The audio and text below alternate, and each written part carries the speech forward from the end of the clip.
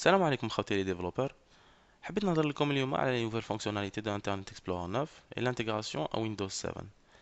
Donc, si vous êtes familier avec Windows 7, على بالكم بلي عندكم une barre de tâches هنايا. Vous pouvez utiliser directement des applications تاعكم telles que Outlook, Excel, Word, etc. Donc, إلا نفتح Internet Explorer 9 تاعي نقدر نشوف بلي j'ai une nouvelle fonctionnalité pour intégrer directement mes sites préférés à la barre de tâches تاعي. Donc, si je prends l'icône هذه, hop, je peux faire glisser l'icône de Facebook sur ma barre de tâches, pardon. Donc là, ce que je remarque, c'est que mon Facebook agit directement comme si c'était une application qui tournait directement sur mon Windows 7 et non une application web. Donc, euh, si je clique avec le bouton droit de ma souris, donc je peux voir que j'ai ce qu'on appelle des jump lists, donc des liens directement à des pages de mon Facebook. D'accord, tout ça c'est cool, tout ça c'est super fun. Donc maintenant, moi en tant que développeur, j'ai envie de savoir comment ça marche. Ok, je ferme ça. Je remarque que j'ai toujours mon icône Facebook et que je peux le faire démarrer à n'importe quel moment d'ici. Voilà, donc je commence tout d'abord par ouvrir mon Visual Studio. Donc ce qu'on va faire, c'est qu'on va créer un petit projet ASP.NET et voir comment on peut intégrer cette fonctionnalité d'une manière rapide. Donc je vais faire une petite application que je vais appeler Jump List parce que le but c'est de créer une jump list en utilisant INF et Windows 7.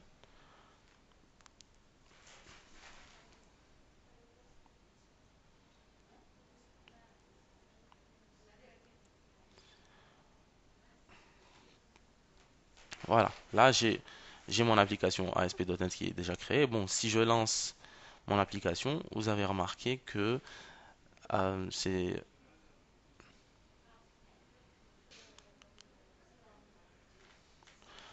donc vous remarquez que c'est une simple application ASP.NET. Donc j'ai deux pages, j'ai une page Home, j'ai une page About, donc Default et About.aspx. Donc je vais prendre cette page-là qu'on va modifier et auquel on va rajouter ces jump lists-là. Donc ce paragraphe-là, j'en ai pas besoin, donc je l'efface. Je change le nom de ma page. Je vais un peu zoomer, d'accord? Donc je change le nom de ma page, ma démo jump list. Et là, bienvenue sur ma démo jump list. Hop, list sur IE. Wouhou. Comme ça va faire genre cool. Donc, comment je peux intégrer ces jump lists là? Ben, au fait, c'est très simple. Là, j'ai mon header. Et ce que je vais faire, c'est que je vais ajouter trois lignes qui vont faire que quand je vais cliquer sur ma page avec le bouton droit, je pourrai accéder directement à ces jump lists là et donc à ces raccourcis là. Meta, je vais appeler ça ms application.task. Ok, et je vais lui rajouter du contenu. Donc mon contenu, c'est tout d'abord, c'est le nom de ma jump list. Donc name, je vais l'appeler page d'accueil. Ok, je vais lui rajouter une action. D'accord, donc quand je vais cliquer, elle va me diriger vers default.spx. Et je vais aussi lui associer une icône .uri, mais tout d'abord, je dois créer mon dossier où ces icônes-là sont contenues. Donc add new folder que je vais appeler icons. Ok. Donc là, j'ai préparé quelques icônes assez sympas. Bon, je vais prendre mon Batman. Donc c'est des fichiers .ico. Je vais prendre aussi le cool guy. Et en troisième, je vais mettre un petit happy face. Hop. Donc là, Allez, pour ma page d'accueil, je vais mettre Batman.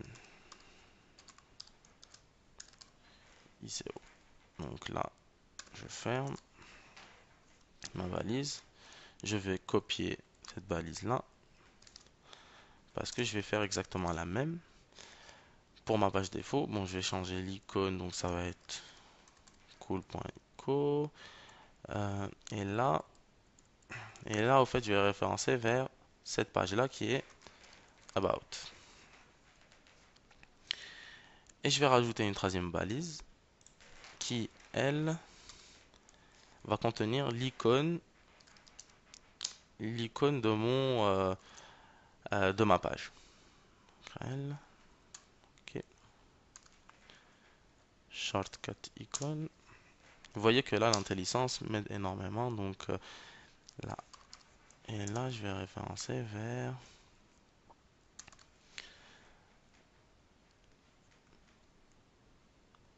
happy icons happy.ico. Voilà, je ferme, j'enregistre et là je lance.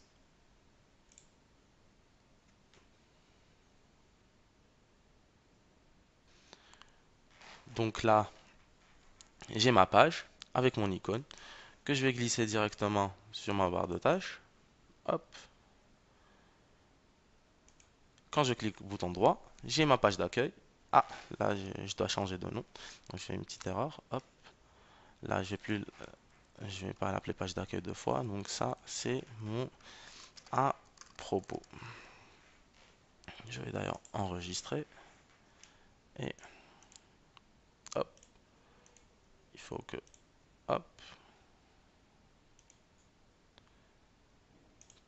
Que je redémarre. Allez, je vais redémarrer. Donc je vais redéplacer mon icône. Hop. Ici. Et là, j'ai mes jump lists. Donc vers ma page d'accueil. Et vers ma page à propos.